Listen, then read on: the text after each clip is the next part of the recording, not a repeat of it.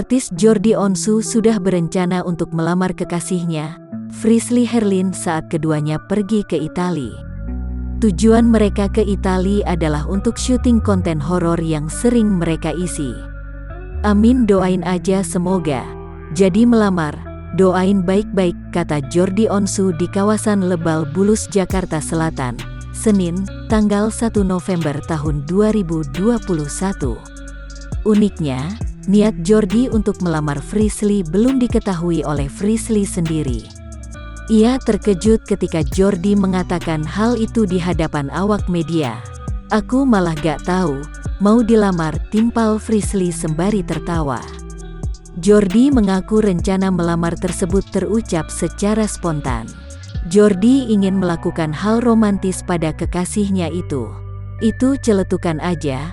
Aku sih punya mimpi pengen ada acara besar di Italia karena kan romantis." Mendengar penjelasan Jordi, Frisly memberikan sanggahan bahwa romantis versi Jordi pasti berhubungan dengan hal horor. "Ini info aja Kak Jordi, tuh romantisnya bukan yang kayak kalian bayangin, tapi romantisnya kayak yang horor banget," ungkap Frisly.